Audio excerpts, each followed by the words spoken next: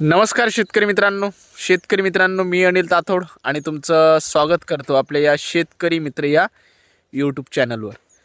मित्रांनो, आपल्याला बऱ्याच कांदा उत्पादक शेतकऱ्याच्या आणि ज्यांनी मुख्यत्वे करून कांद्याची पेरणी केलेली आहे अशा कांदा उत्पादक शेतकऱ्यांच्या कमेंट्स आल्या आणि कमेंट्सचा जो विषय होता तो म्हणजे पेरणी केलेला कांदा आता 90-100 दिवसांचा झालेला आहे।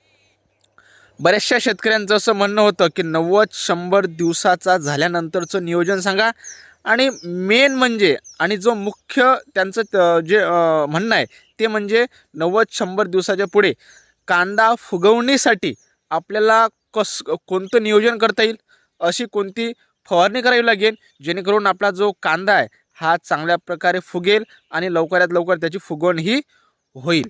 तर मित्रांनो, याबाबतच आपण माहिती देणार आहोत आणि माहिती आपण तीच तुम्हाला सांगणार आहोत जिचा आपल्याला अनुभव आहे आणि आपल्याला जे रिझल्ट आलेले आहेत त्याच्यावरूनच आपण तुम्हाला जे काही सांगायचं आहे ते मित्रांनो आपण ते माहिती तुम्हाला देत असतो।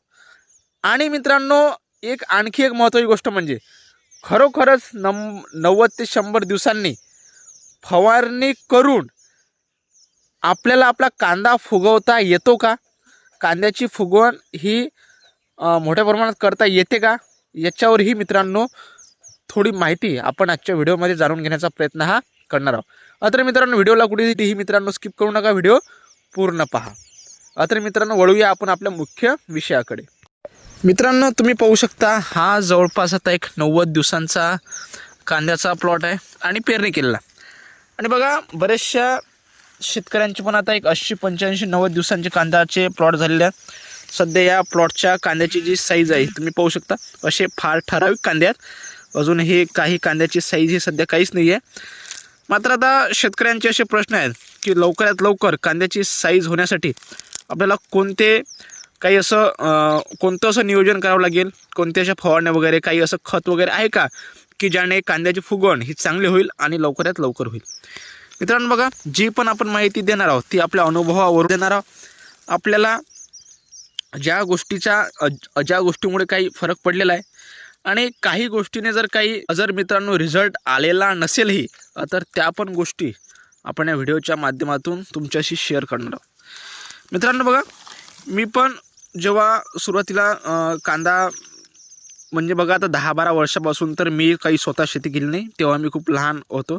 आपण या मागच्या 4-5 वर्षामध्ये कांद्याचा प्लॉट हा 85-90 दिवसांचा झाल्यानंतर मी पण असे यूट्यूबवर व्हिडिओ वगैरे पाहून आता मला एक बऱ्याचशा व्हिडिओमध्ये जे कॉमन वाटलं ते म्हणजे मित्रांनो चमत्कार आणि 05234 आणि मित्रांनो त्यासोबतच जे लिओसिन वगैरे अशा ज्या औषधं असतात यांच्या फवारण्या ह्या 85 ते 90 दिवसांच्या वर कांदा पीक झाल्यावर ह्या केल्या। आता यांना काय होते मित्रांनो, लिओसिन असेल, चमत्कार असेल, यांना आपल्या कांद्याची जी पात आहे याची वाढ थोडी स्टॉप होऊन जाते आणि जे 05234 किंवा मित्रांनो 0050 या विद्राव्य खतांमध्ये थोडं पोटॅशचं प्रमाण जास्त आहे आणि पोटॅशमुळे आपलं जे कंद आहे याची वाढ होत असते। त्यामुळेच याची जर फवारणी आपण 85-90 दिवसांच्या कांद्याच्या जर आपण स्टेजमध्ये केली तर कांद्याची वाढ ही होऊ शकते। मात्र मित्रांनो बघा, आता तुमच्याशी जर जे क्लिअर बोलायचं झालं तर बघा, आपला कांदा जर हा तंदुरुस्त असेल आणि 90 दिवसांपर्यंत त्याची जर काही फार मोठी वाढही झाली नसेल पण त्याची पात अगदी हिरवीगार असेल, त्याच्यावर कुठल्याच प्रकारचा जर रोग नसेल तर बघा, मी तुम्हाला एक गोष्ट सांगतो, तुमच्या कांद्यावर जर तुम्ही कुठली फवारणी घेतलीही नाही, 90 दिवसानंतर जर तुम्ही त्याच्या कांदा फुगवणीसाठी जर तुम्ही कोणतंही नियोजन केलंही नाही तरीही तुमचा कांदा हा 130 दिवसांचा होता एक चांगली साईज आणि एक चांगली क्वालिटी घेऊ शकतो आणि चांगल्या प्रकारे त्याचं जे कंद आहे हे मित्रांनो मोठ्या प्रमाणात त्याची फुगवण होऊ शकते आणि तुम्हाला त्यातून एक भरघोस उत्पादन येऊ शकते। मात्र तुमचा जो कांदा आहे हा एक 90 ते 95 दिवसापर्यंत तो मित्रांनो अगदी जो आहे तो निरोगी असायला हवा, त्याची पाल एकदम मित्रांनो हिरवीगार असायला हवी.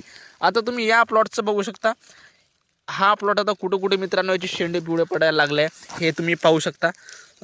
जो करपा आहे हा करपा याच्यावर आलेला होता, मात्र तुम्ही बघू शकता याच्यावर जी आहे ही फवारणी झाली आणि हा करपा आहे हा आता याच्यावरून गेलेला आहे.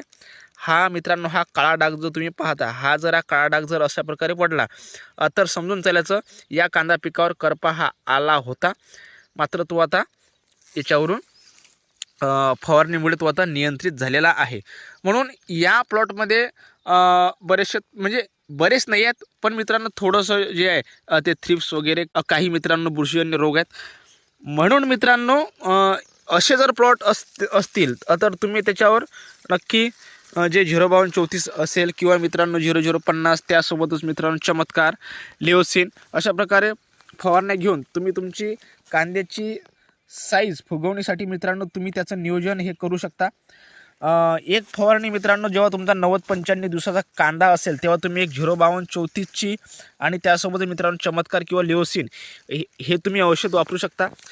त्यानंतर मित्रांनो पुन्हा 10 ते 15 दिवसांनी म्हणजे 110 दिवसांचा 115 दिवसांचा कांदा झाल्यानंतर तुम्ही त्याच्यावर 0050 हे विद्राव्य खत घेऊन तुम्ही मित्रांनो आणि त्यासोबतच बोरॉन घेऊन तुम्ही त्याची फवारणीही करू शकता.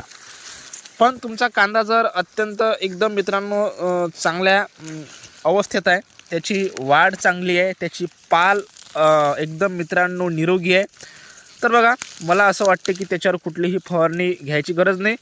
तुमचा कांदा हा जे नॅचरल अवस्थेत पण मित्रांनो एक चांगली साईज हा घेईन आणि त्याला थोडा वेळ द्या आणि वेळ दिल्यानंतर तो एक मित्रांनो चांगली साईज तशीच मित्रांनो एक नॅचरली घेईन आणि तुम्हाला त्यामधून एक चांगलं उत्पादन पण मिळेल.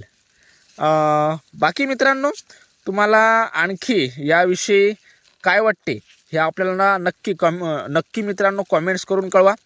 आणि तुम्हाला असा जर मित्रांनो कांदा फुगवणीबद्दल जर काही आणखी जर काही तुमच्याकडे काही वेगळी माहिती असेल आणि ते जर आपल्या कांदा उत्पादक शेतकऱ्यांच्या त्या माहितीचा जर आपल्या कांदा उत्पादक शेतकऱ्यांना जर काही मित्रांनो फायदा होत असेल तर ती माहिती पण आपल्या कॉमेंट्स बॉक्समध्ये तुम्ही नक्की शेअर करा, जेणेकरून मित्रांनो त्याचा फायदा आपले जे कांदा उत्पादक शेतकरी आहेत त्यांना होईल. आणि मित्रांनो एक तुम्हाला पण काय वाटते की ह्या ज्या फवारण्या वगैरे असतात ज्यामध्ये आपण हे जे विद्राव्य खतं मी तुम्हाला सांगितलं, काही मित्रांनो औषध सांगितले, याचा खरोखरच फायदा आपल्या कांदा पिकाला होऊ शकतो का?